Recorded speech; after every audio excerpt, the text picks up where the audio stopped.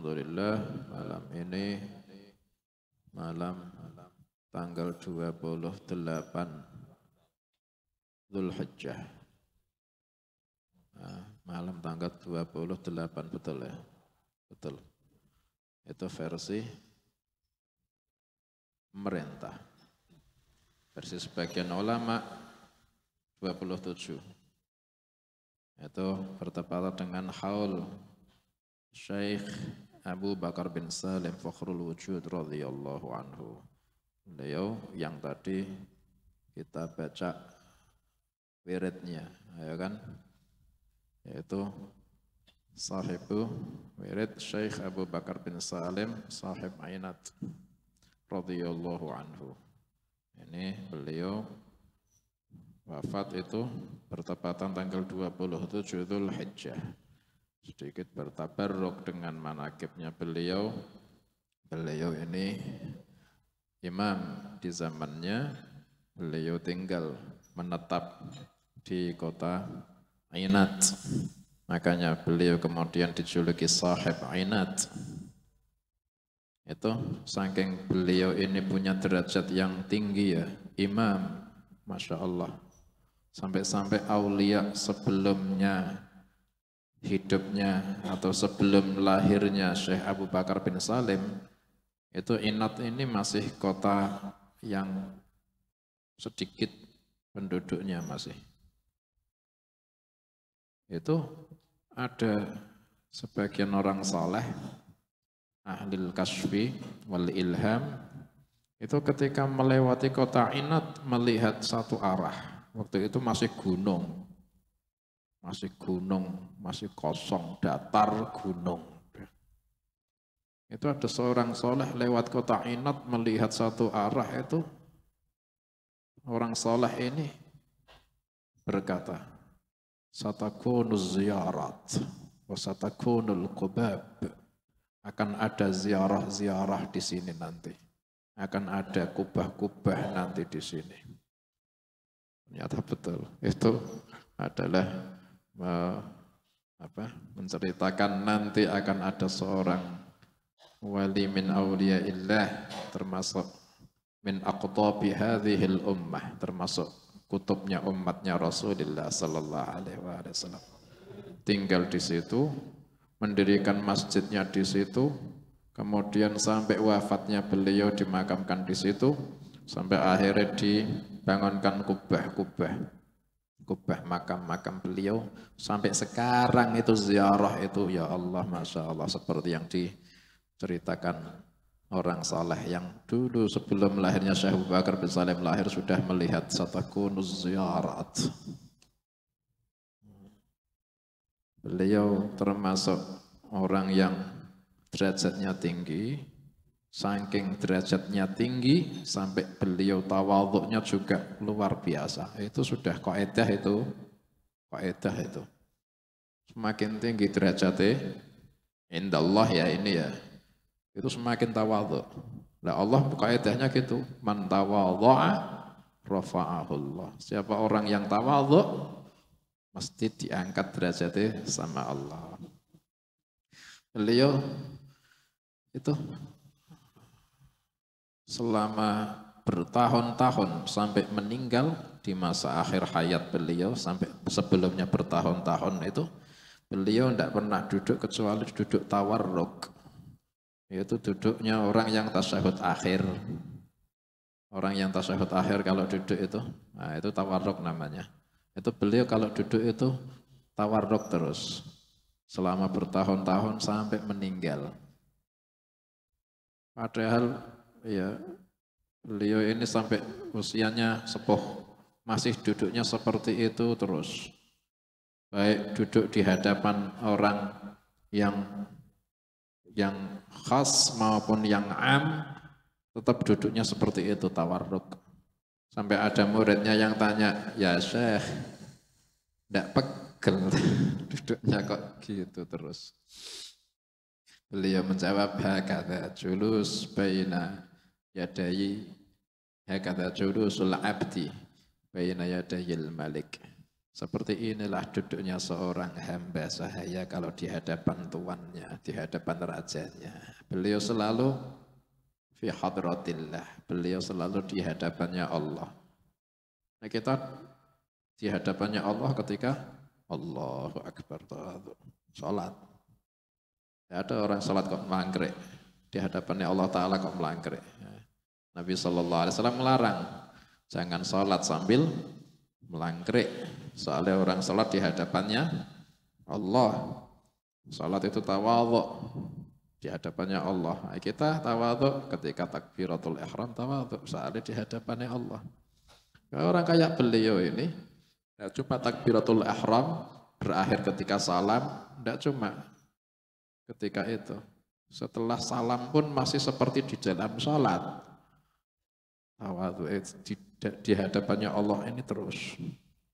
Sampai beliau itu duduknya tawarruk sampai wafatnya beliau.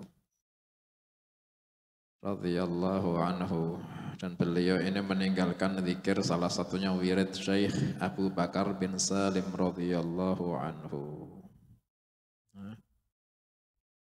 Ini termasuk barokahnya beliau, yaitu wiridnya kita ini bisa melazimi, mudah-mudahan itu kalian baca, kalian sebarluaskan.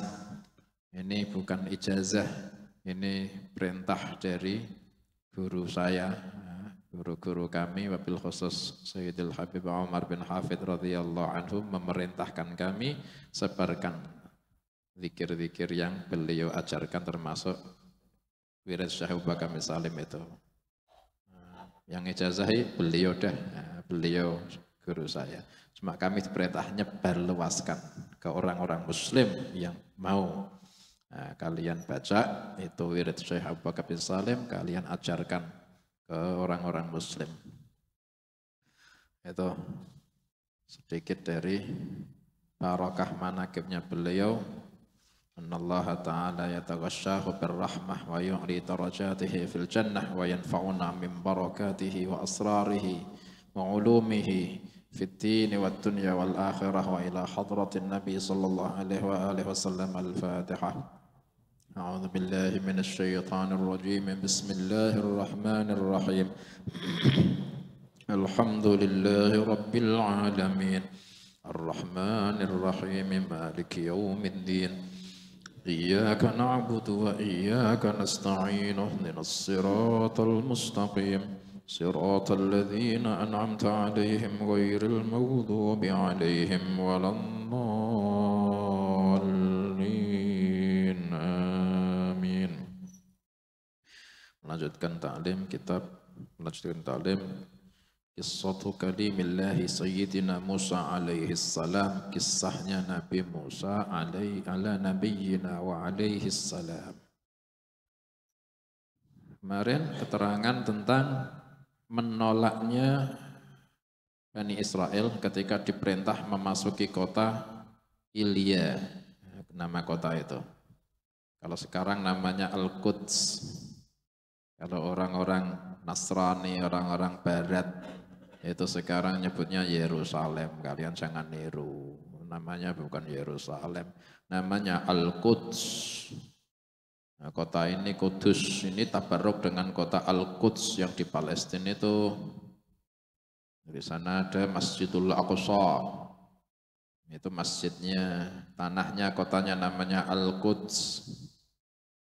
Nah, itu ketika Nabi Musa alaihi salam sama Bani Israel ini menyeberangi padang pasir, setelah menyeberang dari laut, dari kejaran Fir'aun, ini menuju kota Al-Quds. Mau masuk kota Al-Quds, Nabi Musa alaihi salam memerintah kaumnya masuki kota itu, perangi suku Kan'aniyin yang ada di sana. Mereka disebut kaum Jababirah. Kemarin diterangkan penolakannya Bani Israel, tidak mau perang. Padahal Allah Ta'ala sudah, Nabi Musa alaihi salam sudah berjanji, kalian cuma terimanya apa? Masuk aja, mesti menang. Perangi mereka. Nah, mereka ini orang-orang yang kuat, wahai Musa. Mereka ini orang yang fisiknya ini besar. Wakilah mereka ini sisa-sisanya kaum Ad. Badannya fisiknya lebih besar, kekuatannya lebih kuat secara lahir. Disuruh memerangi orang yang kayak gini, Bani Israel ini takut. Padahal janji Allah, terimane mereka masuk, menang. Masuk aja tidak mau, apalagi perang. Mereka sampai mengatakan,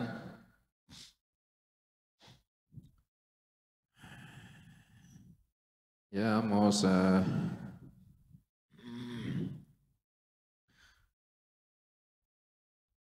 qalu ya Musa, inna lan nadkhulaha abadan ما داموا فيها فاذهب أنت وربك فقاتلا إنا هنا قاعدون. Mereka berkata, wahai Musa, kami tidak akan mau masuk kota itu selama-lamanya. Selama mereka orang-orang Jababirah ada di dalamnya. Fadhhab anta wa rabbuka, kau saja ya Musa, berdua dengan Tuhanmu dah yang masuk ke sana. Dan kau berdua sama Tuhanmu yang perang. Kami akan menunggu di sini saja. Lancangnya kayak gitu mereka, Bani Israel itu. Padahal berapa mukjizat sudah diperlihatkan sama Allah Ta'ala, mestinya ya tambah iman ya. Mestinya ya tambah takwa ya. Mestinya. Kaedahnya ya gitu ya. Kaedahnya gitu. Malah tambah lancangnya, Masya Allah. Sampai ketika itulah Nabi Musa alaihi salam pasrah sama Allah. Punya kaum yang nentangnya kayak gitu, Nabi Musa kemudian berdoa, Qala inni la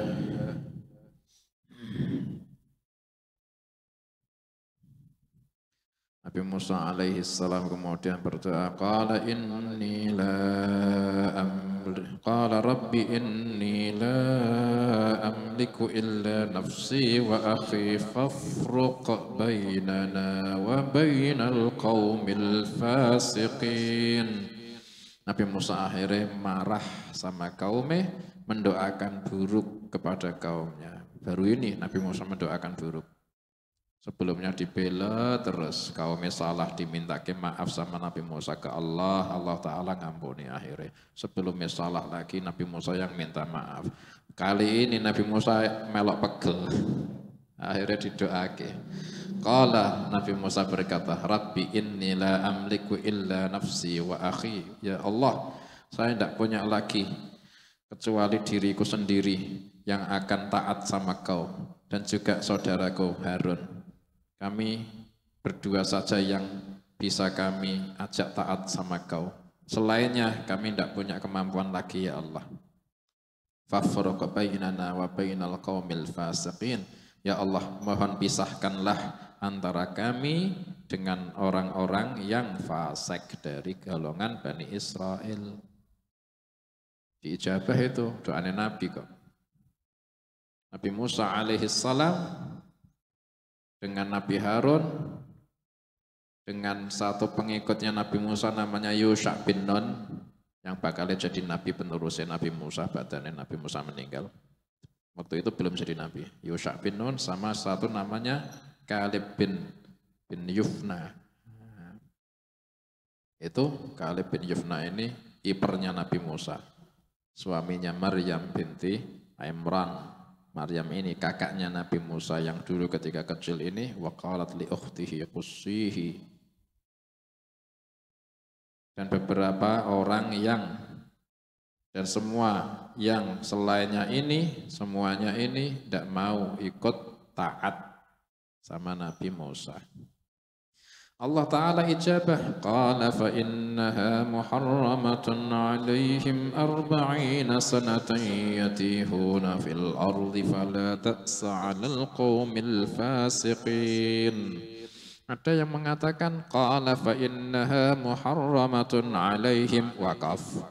Allah Ta'ala berfirman, sesungguhnya tanah itu tanah yang dijanjikan itu muharramatun alaihim, diharamkan atas mereka. Wakaf, selamanya.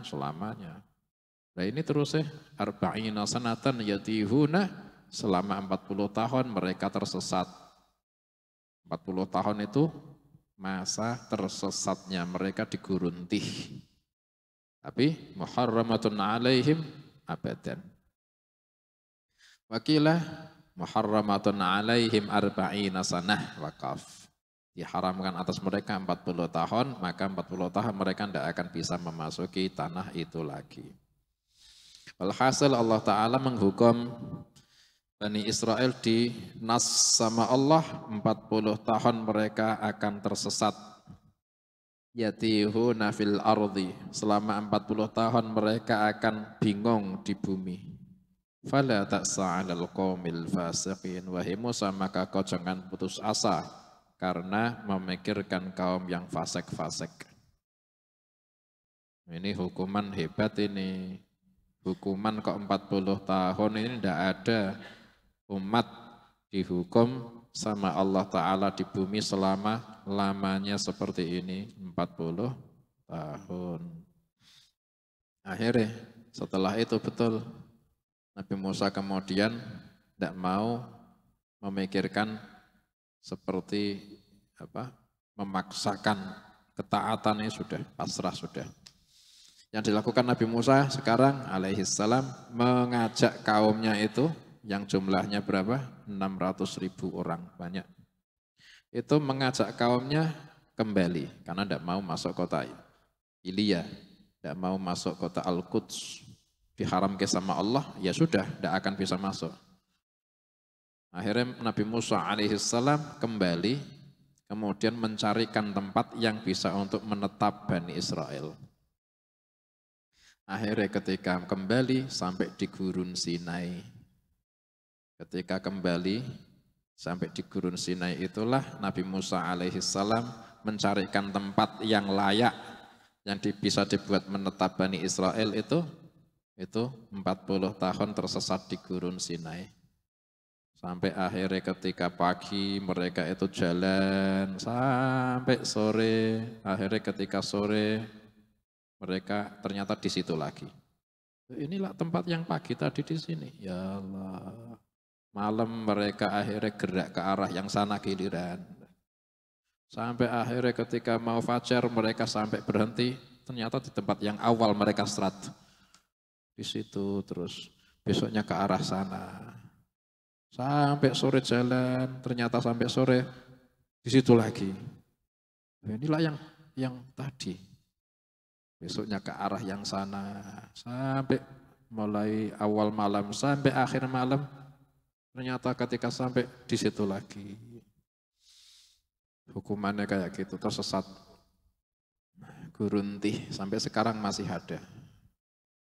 Kalian tidak usah bajal, aku kesasal tahora, tidak usah bajal. Bani Israel itu tidak usah masuk di menziarahi tempat hukumannya orang-orang yang dihukum sama Allah, tidak usah penasaran.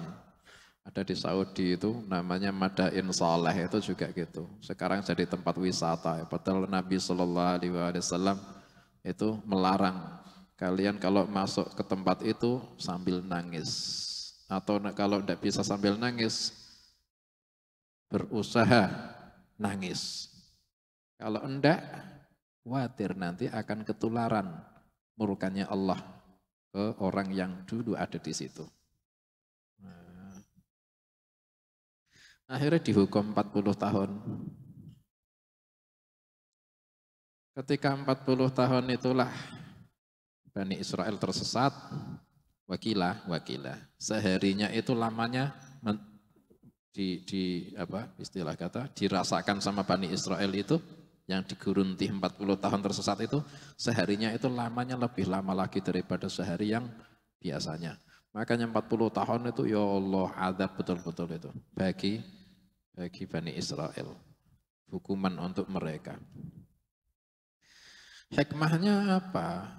Yaitu nanti ketika ba'da 40 tahun mereka Bani Israel yang diizinkan memasuki kota Ilya atau kota Al-Quds adalah orang Bani Israel yang selain pembangkang-pembangkang itu.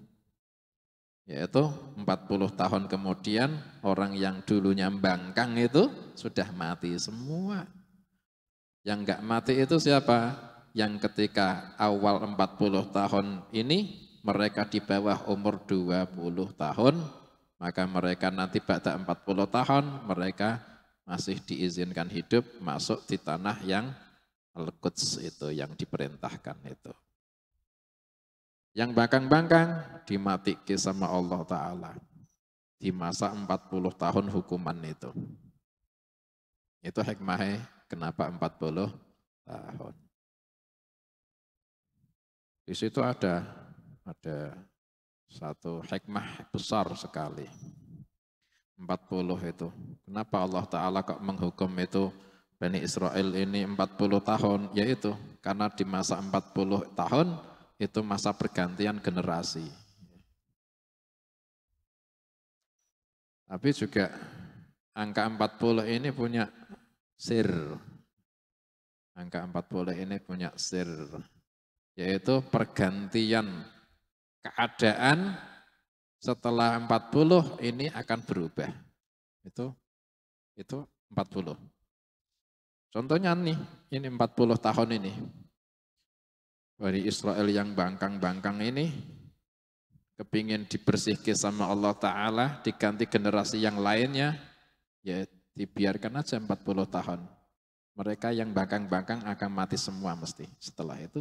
Dan yang ketika awal 40 tahun itu yang di bawah umur 20, mereka tidak ikut-ikut bangkang soalnya masih anak-anak, masih remaja, tidak berani. Nah, mereka diizinkan sampai tua, berarti 60 tahun mereka yang diizinkan. Begitu juga 40 ini ada pergantian keadaan ini, tidak cuma 40 tahun.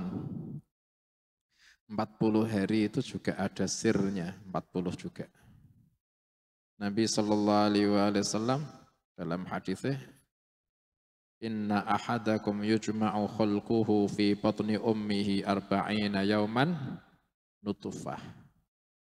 Sesungguhnya setiap satu dari kalian manusia itu dulu dikumpulkan kejadian makhluknya, kejadian fisiknya di dalam perut ibu itu pertama kali sebagai mani, sperma selama 40 hari.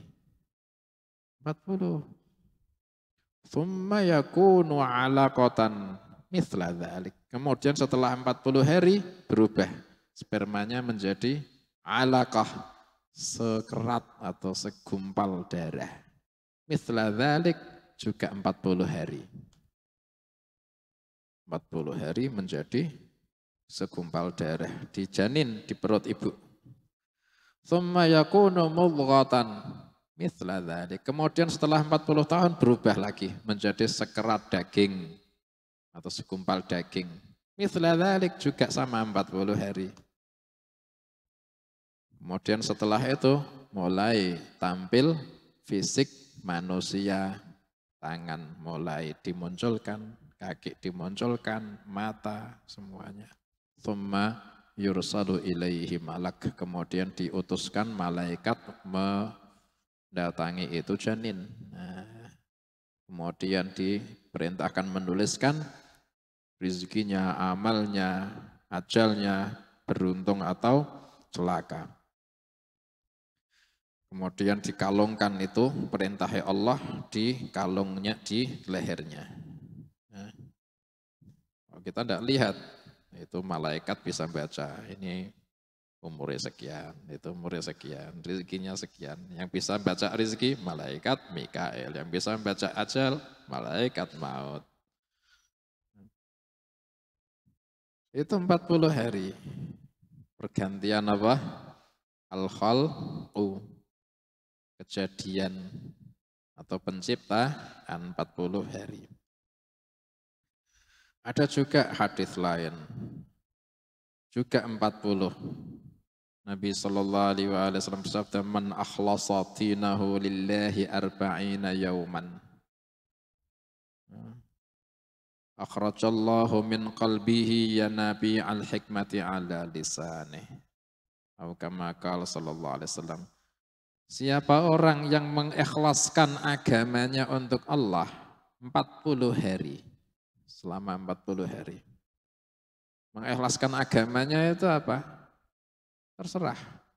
Ingin milih salat yang ikhlas, betul-betul ikhlas. Selama 40 hari. Atau kepingin amal baca Quran yang ikhlas betul-betul lillahi ta'ala, sempurni-murni ikhlas 40 hari. Pokok riyadhah 40 hari.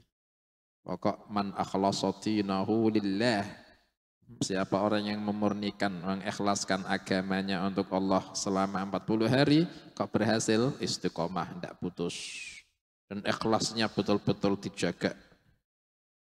Itu Allah Ta'ala akan keluarkan hikmah dari dalam hatinya, itu orang dialirkan ke lisannya. Akhirnya setiap dia ngomong hikmah. Dari mana? Sumbernya yaitu hatinya. Hatinya dari mana? Dari sisinya Allah. Wa 'allamnahum min ladunna ilma. 40 hari. Sirnya 40. Kemudian ada lagi Nabi Musa alaihi salam dikasih Taurat, itu juga dijanji sama Allah Ta'ala di atas gunung selama 40 hari. Wa wa'adna Musa 30 laylatan wa atmamnaha bi'ashrin fatamma miqatu rabbih 40 laylah. Nabi Musa di atas gunung puasa.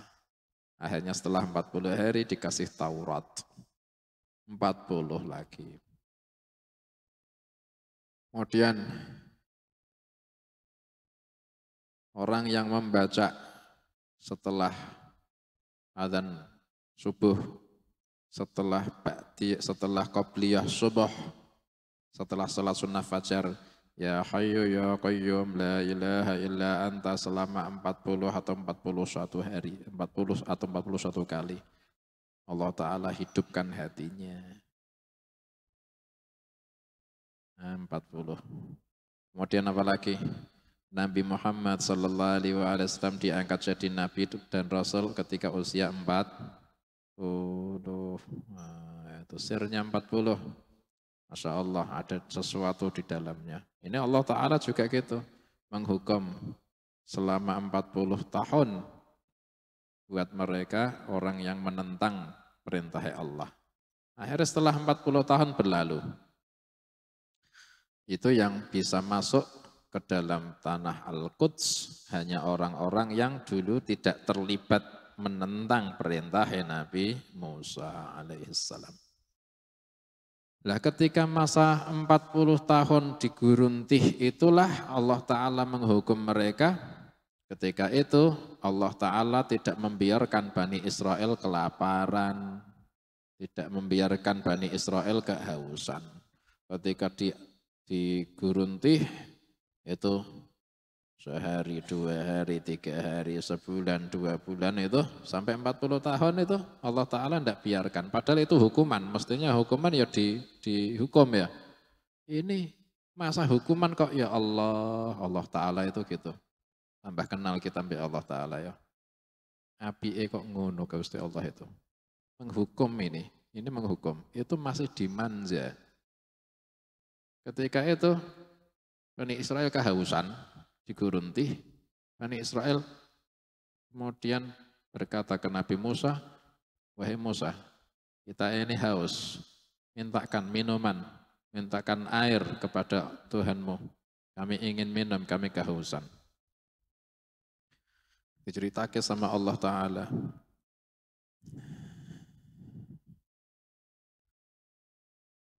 وقطعناهم 12 أسباطا أمما وأوحينا إلى موسى إذ استسقاه قومه أن اضرب بعصاك الحجر فانبجست منه 12 عينا قد علم كل أناس مشربهم وظللنا عليهم الغمام وأنزلنا عليهم المن والسلوى كلوا من طيبات ما رزقناكم وما ظلمونا ولكن كانوا أنفسهم يظلمون.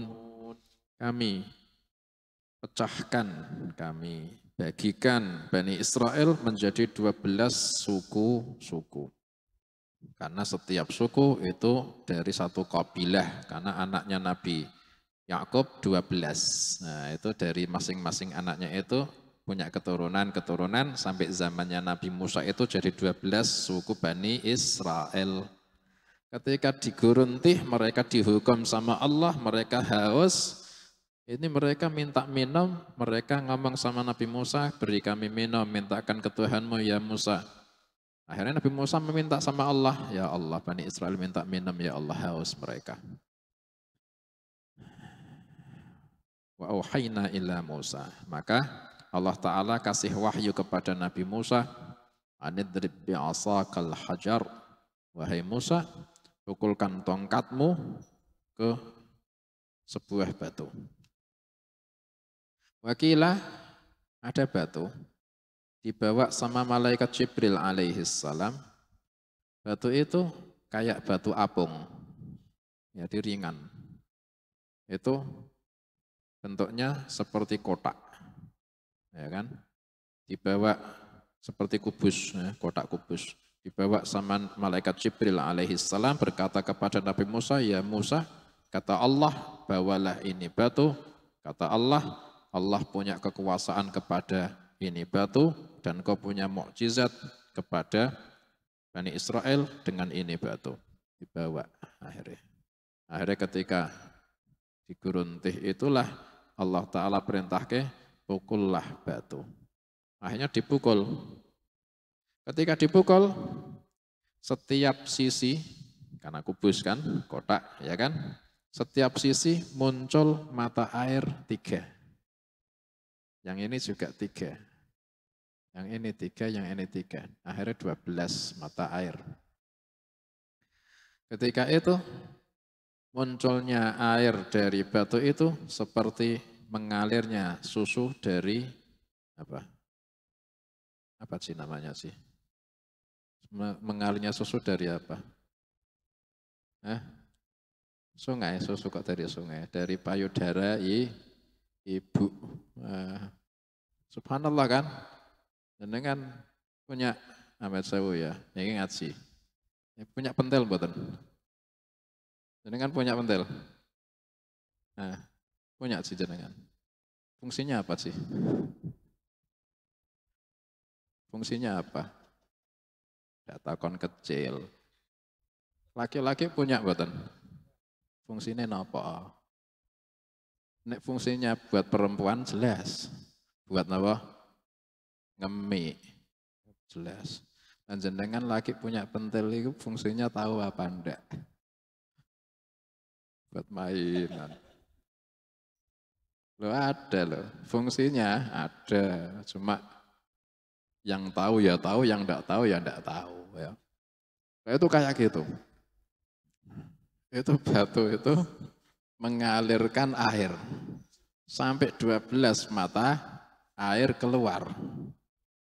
Dan itu mata air itu bisa membuat seger 600.000 jiwa. Masya Allah. Qad alima kullu unasim mashrabahum.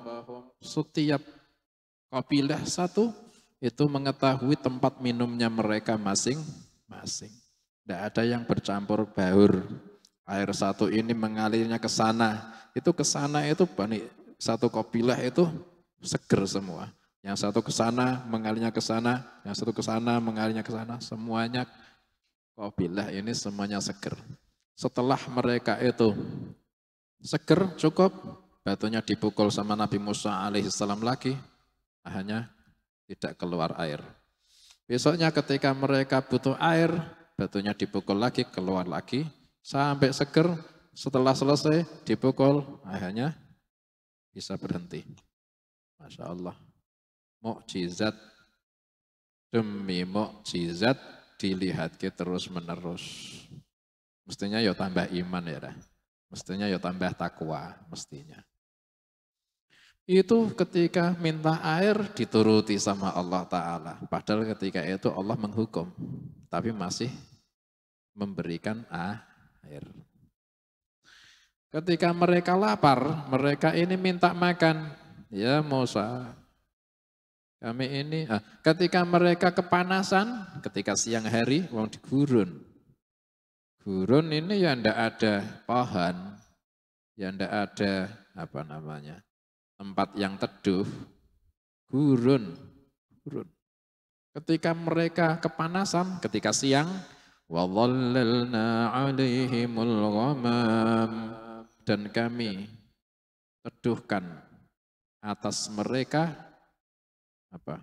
awan, dan kami berikan mereka dan kami berikan mereka keteduhan di atas mereka dengan awan yang selalu di atas mereka ketika siang. Kalau mereka jalan, awan itu mengikuti mereka, menutupi matahari sampai mereka tidak kepanasan. Spesial buatan. Padahal Allah sedang menghukum ya. Tapi kayak gitu apike. Iku lho Gusti Allah. Masya Allah. Ya itu kita ini kalau mikir gimana orang yang soleh, gimana orang yang iman, orang yang dihukum sama Allah Ta'ala aja dibiarkan kepanasan doh. Bayangke. Kita mikir sampai gitu. Ini Bani Israel ini hukuman mereka lancangin nemen sama Nabi Musa kayak gitu nentangi, dihukum sama Allah Ta'ala, murkanya nemen doh Allah Ta'ala ini. Murkanya nemen. Qala innaha muharramatun alaihim arba'ina sanatan yatihuna fil ard. Mereka disebut fasik, fala ta'sa 'alal qaumil fasiqin. Itu diperlakukan sama Allah Ta'ala spesialnya kayak gitu. Ya Allah. Makanya kita itu berharap terus sama rahmah Allah, apalagi selama kita itu iman, sudah tidak akan keliru. Bahkan orang yang fasik pun masih dikasih rahmah seperti ini. Wa anzalna 'alaihimul manna wassalwa. Ketika mereka ini butuh makan, mereka ini ngomong sama Nabi Musa, ya Musa lapar di Gurun Sinai, tidak ada pohon yang berbuah, tidak ada. Berburu apa? Tidak ada binatang yang bisa diburu. Itu mereka ketika lapar, mereka ini minta makan, Nabi Musa alaihissalam kemudian minta sama Allah, Allah turuti, kami turunkan atas mereka al-manna was-salwa. Al-manna itu seperti getah yang di atas tanah munculnya ketika setiap awalnya pagi, ketika pagi. Dan itu diturunkan dari langit.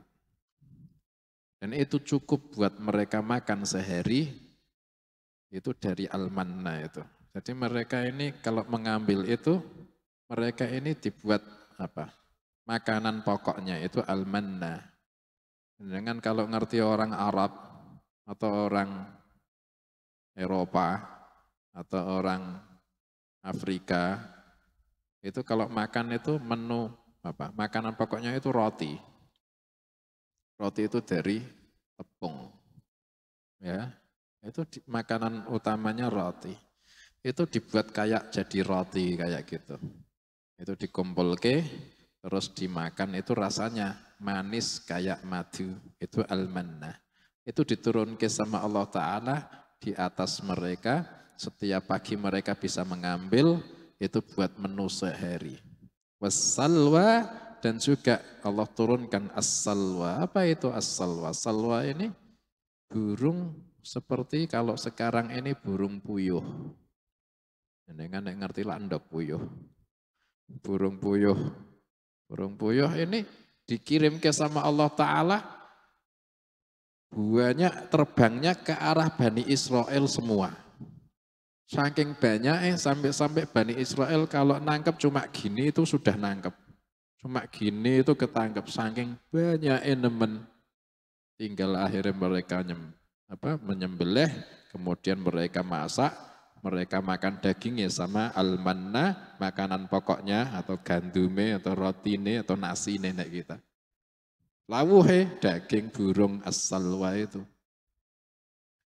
Itu makan ndak usah mikir, minum ndak usah mikir, kepanasan ndak usah mikir. Padahal itu Allah Ta'ala sedang menghukum. Tapi lihat hukuman kayak gini. Subhanallah, Allah Ta'ala yang memperlakukan kepada orang yang Allah murkai itu kayak gitu. Saking baik Allah Ta'ala.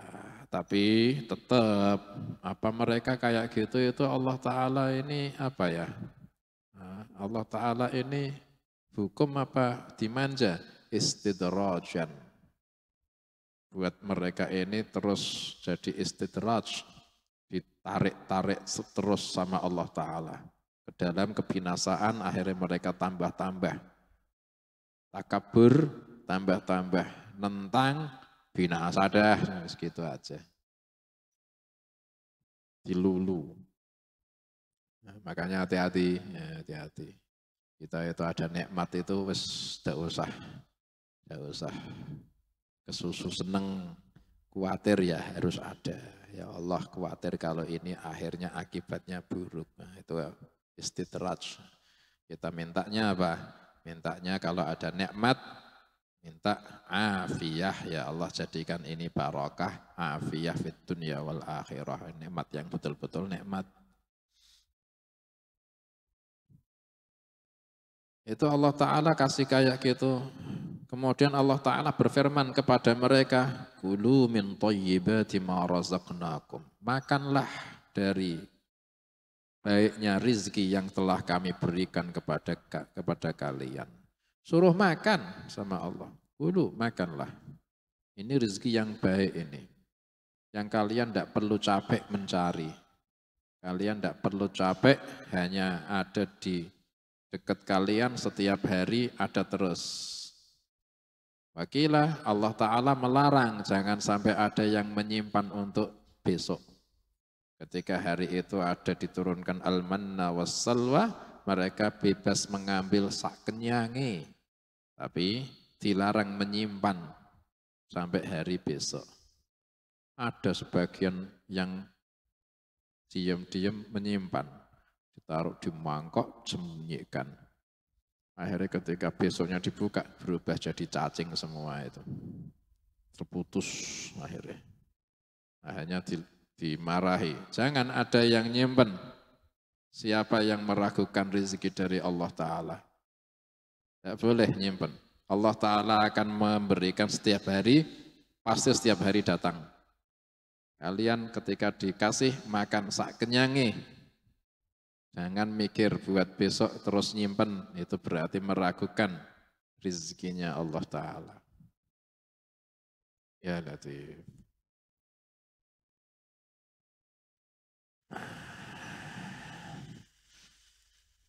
Wa ma zalamuna walakin kanu anfusahum yadlimun. Mereka tidak menzalimi kami, kata Allah, tapi mereka yang menzalimi diri mereka sendiri. Kemudian setelah mereka ini sampai sekian lama, mereka ini bosan.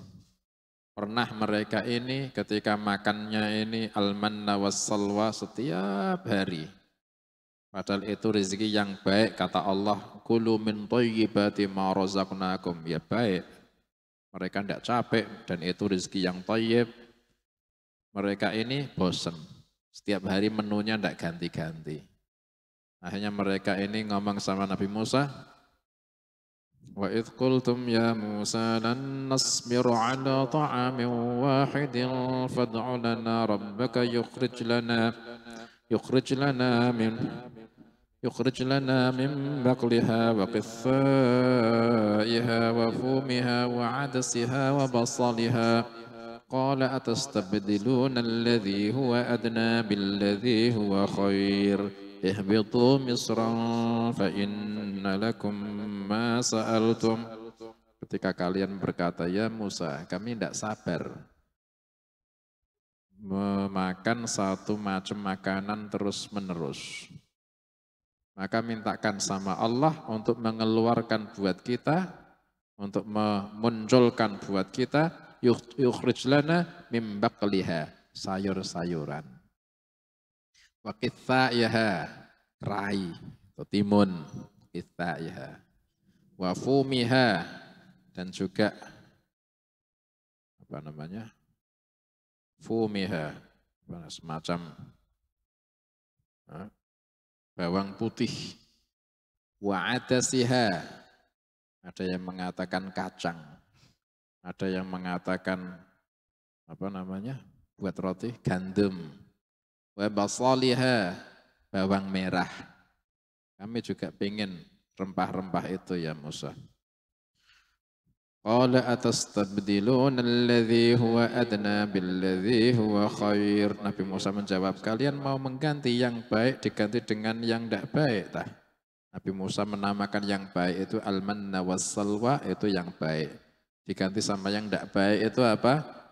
Faqliha wa qithaiha wa fumiha wa adasiha wa basaliha. Itu dikatakan sama Nabi Musa itu yang rendah. Yang baik itu al-manna was-salwa. Padahal kalau dari segi apa, harga mungkin lebih berharga ini. Faqliha wa qithaiha fumiha wa adasiha wa basaliha, mungkin lebih mahal. Tapi kata Nabi Musa kok itu yang rendah, itu yang tinggi. Para ahli tafsir mengatakan karena itu menu Allah yang pilihkan, itu yang tinggi. Dan menu yang kalian minta, itu menu yang kalian inginkan, itu yang rendah. Lebih baik pilihannya Allah daripada menu pilihannya kalian. Akhirnya mereka memaksa, tetap kami minta itu ya Musa. Lancangnya tambah-tambah, nemen. Kami tetap minta ya Musa. Akhirnya Nabi Musa berkata, fadkhulu Misra, maka kalian masuklah kota. Entah kota yang manapun kalian akan bisa dapatkan itu. Atastabdiluna alladhi huwa adna billadhi huwa khair ihbitu misran fa inna lakum ma sa'altum. Kalian turunlah, masukilah satu kota, niscaya kalian bisa mendapatkannya. Tapi mereka tidak bisa masuk ke kota manapun, tetap mereka di gurun Sinai terus menerus.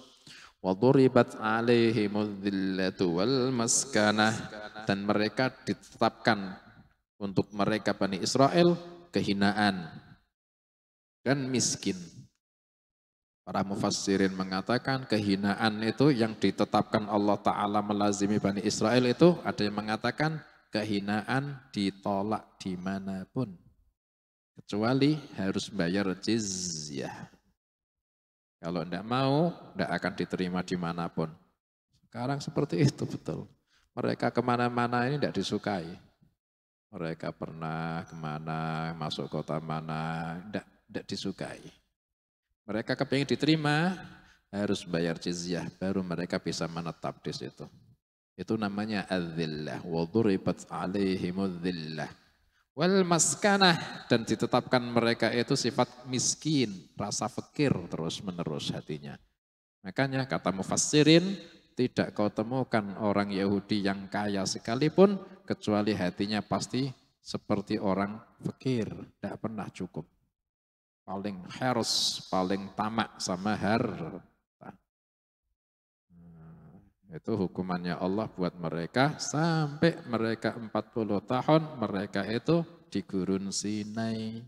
Sampai akhirnya habislah generasi pembangkang-pembangkang itu, yang sisa hanya yang di bawah umur 20 tahun, itu sampai menjumpai akhir 40 tahun, mereka sudah menjadi orang yang siap memasuki kota Al-Quds. Nah, itu. Dan mudah-mudahan kita dikasih umur panjang, kita bisa lanjutkan kisah Nabi Musa alaihissalam. Mohon bantuan suratul Fatihah untuk Sayyidil Walid yang sedang sakit. Mudah-mudahan diberikan afiah, diangkat semua penyakitnya, berikan panjang umur yang afiah fi taatillah. Dan untuk juga yang semua keluarga kita yang sakit dan untuk semua kaum muslimin yang sakit. Allah Ta'ala yashfi walidi wa yashfi maradana wa yashfi maradal muslimin shifaan tamman ajilan kamilan shifaan la yughadiru saqaman wa la alaman nas'alullah al-azim rabbal arshil azim an yashfiyahum. نسأل الله العظيم رب العرش العظيم أن يشفيهم نسأل الله العظيم رب العرش العظيم أن يشفيهم نسأل الله العظيم رب العرش العظيم أن يشفيهم نسأل الله العظيم رب العرش العظيم أن يشفيهم نسأل الله العظيم رب العرش العظيم أن يشفيهم نسأل الله العظيم رب العرش العظيم أن يشفيهم اللهم إنا نسألك لوالدي ولمرضانا ولمرضى المسلمين العفو والعافية والمعافاة الدائمة في الدين والدنيا والآخرة وإلى حضرة النبي صلى الله عليه وآله وسلم. الفاتحة. أعوذ بالله من الشيطان الرجيم. بسم الله الرحمن الرحيم. الحمد لله رب العالمين الرحمن الرحيم مالك يوم الدين إياك نعبد وإياك نستعين اهدنا الصراط المستقيم صراط الذين أنعمت عليهم غير المغضوب عليهم ولا الضالين